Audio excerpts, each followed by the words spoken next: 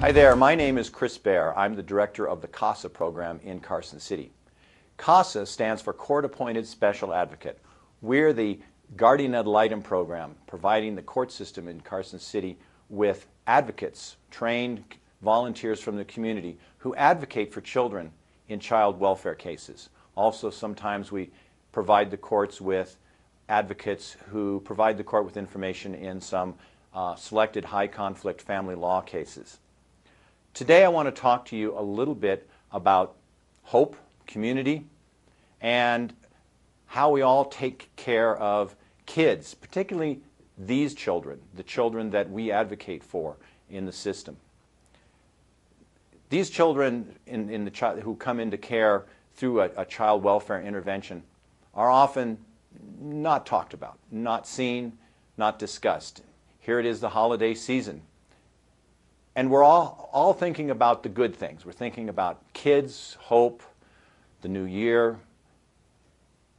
And so when I talk about children who are abused and neglected, it may not be the first thing you want to consider.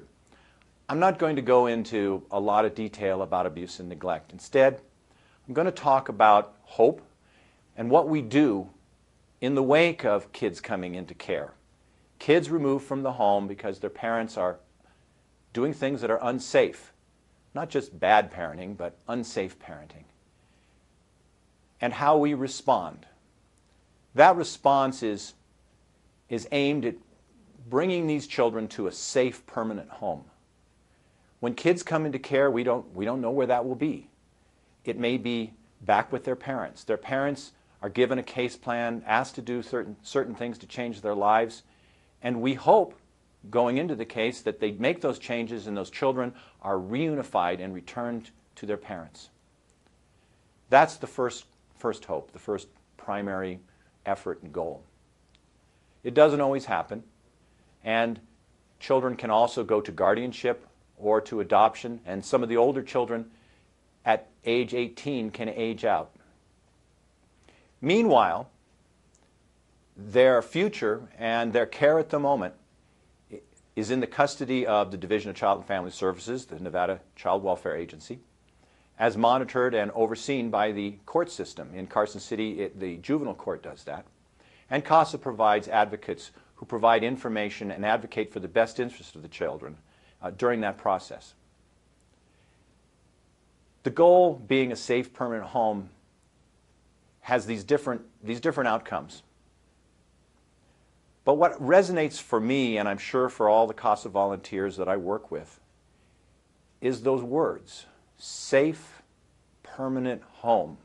It's kind of a euphemism, you know, it sort of encompasses all the outcomes, and we can rattle it off and say it. But it really means something. Safe, permanent home. You really appreciate those things when you see children who don't have them. And so what we do for these children while they're in this process, in this court system, really matters. And yet it's not reported in the newspaper, it's not discussed, the stories are never told, and I'm not going to be telling any specific stories today. And yet, I want you to know about it, and I want the community to be aware of this, and I want the community to help. Because these children, while they're in this process and we're figuring this out, they need healing, and they need care, and they need to not be forgotten children, lost in limbo. They are all important. If you were to see these children, and you might and not know they're there, but if you were to see these children lined up with 10 other children, they are children. They're just like all the kids you know. They're age 0 to 18. They are all colors, all sizes. And yet we don't see them. You don't see them. I see them. You don't see them. The people in the court system see them. The people in the child welfare see them. Therapists, people who know that these children are there and are serving them within the context of the child welfare system are aware that they're in care.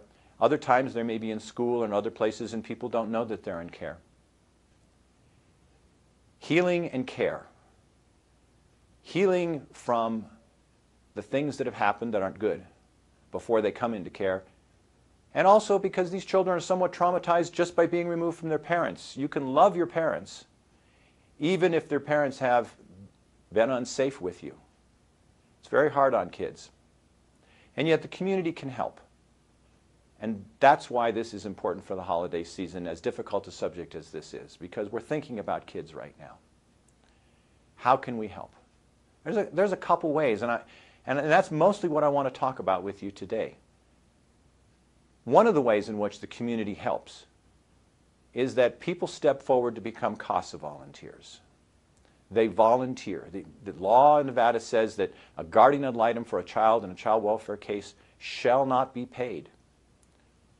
They give independent recommendations about what they think is best for the child to the judge in the court case. They advocate for the child in the system as appropriate with child welfare, sometimes with schools and other places. And they keep an eye on those kids. They're an extra set of eyes and ears so that we don't lose track of them. I remember one state years ago, there was a problem. They had lost track of 400 children. They had them on a list, but they didn't know where they were. I know that sounds exaggerated, but it happened. It doesn't happen in Carson City. CASA has provided guardian ad litems for children and almost every child coming into the child welfare system since 1987. But back to the volunteers. These are people like you who take time away from their own children, their jobs, their families, and give some time to these kids. It's a long haul. Sometimes kids are in care for a year, 2 years, 3 years. People say, well, how much time does it take? It's not the time any one day. It's the length that people notice. And yet they hang in there. Right now there's 25 CASA volunteers in Carson City advocating for about 50 children. And that number has been the same for several years, although this last summer has been a difficult summer for kids. The economy is impacting fragile families. Another way in which the community helps these children is by providing adequate, sufficient number of foster homes. Sometimes, and preferably when children come into care, child welfare is going to look for a relative, a grandmother, an aunt, a brother of the parents, and the children will stay in Carson City with members of their own family while the parents change what they're doing, we hope, and they'll remain in their family environment at least. That's the best possible thing. But other times, and for about half of our kids, that's not possible. So we need foster homes. When we don't have enough foster homes, that means a child is going to leave Carson City and, very importantly and sadly, leave Mrs. Jones, their teacher, leave their friends, and go to another school, go to another community, go to another county where there is a foster home, a bed for them. Good home, but it's not their community. It's not where they go to school, and it's not near their parents. So having enough foster homes means caring for these kids and helping them heal while they're in state custody. We don't have enough of those homes in Carson City, and I regularly see children, and through no fault of the state, having to go to another county, far from their parents, and leaving their school. So one of the things that community members can do, in addition to thinking about becoming a CASA volunteer, is think about becoming a foster parent. Beyond that, though, you're saying, well, it's not the right time for me, it doesn't suit my situation. That's okay, we understand that. But you could help. Your business, businesses you know, can put out flyers, brochures, and we're going to put some information on the screen, to recruit CASA volunteers, to recruit foster homes. One of the things that I've learned, being director of the CASA organization in Carson City since 1997, is that we really need, as a community, to partner with the state, with the Division of Child and Family Services. We really need to remember that it's not just the state's job. These are Carson City children. Carson City itself has been great. Churches, service groups, businesses have been supportive.